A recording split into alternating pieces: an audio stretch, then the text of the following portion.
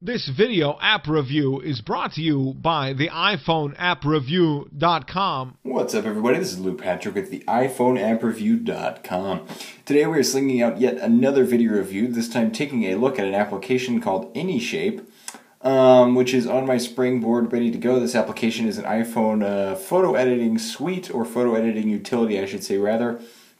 It's designed to bring you the same functionality that you'd expect from a desktop environment or desktop application like Photoshop, the GIMP, or whatever. And it does this through a very unique and very cool, we should say, editing mechanic. So for instance, I've got this photo of my girlfriend that's already loaded up and ready to go. Let the interface swap over there, and very quickly we'll just go ahead and jump into this and get straight into the mix. The entire app is built around this toolbar that's on the right side of the screen, left side of the screen, wherever you put it. Also could be at the bottom, etc., etc.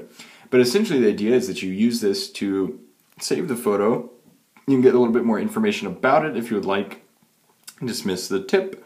You can set a description, date taken, resolution, etc., etc., stuff like that. From the info panel, likewise you can save it using the little floppy drive, floppy disk thing there. You can also add new photos, and then the gears just gives you a few more options to mess around with, which is nice. But the real focus here is what we're going to jump into right now via the edit screen. So we're going to go ahead and just sort of slap straight into this. So the main function, the main thing that you're going to be doing here is using the Bezier tool, which is extremely cool.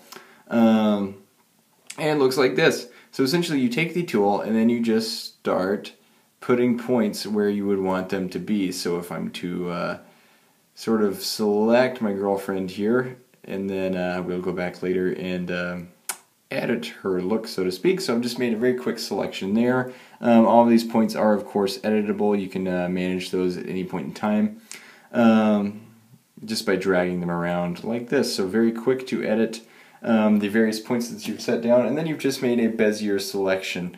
In the same way that you might do this on something like Photoshop. Once that's been loaded, the fun can really begin.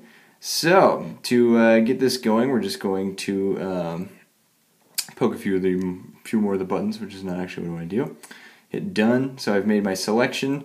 You can see the dotted line is going on there, and so you simply go into the various effects that are included, and you can, of course, actually change the look of the photo using these, which is quite nice. We've got pixelate, etc., etc.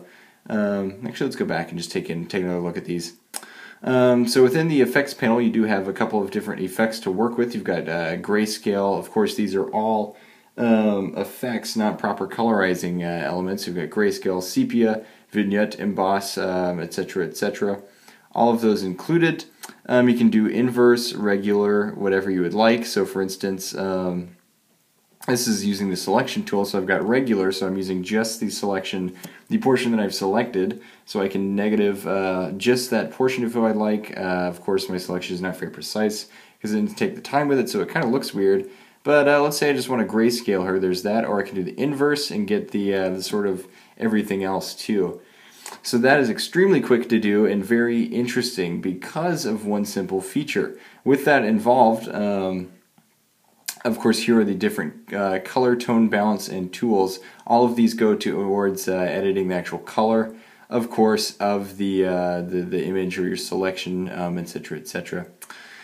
But the reason this is cool is because you can make simple selections like this and then go in and then add all kinds of different editable options. So for instance, I could throw a filter on like that, hit save.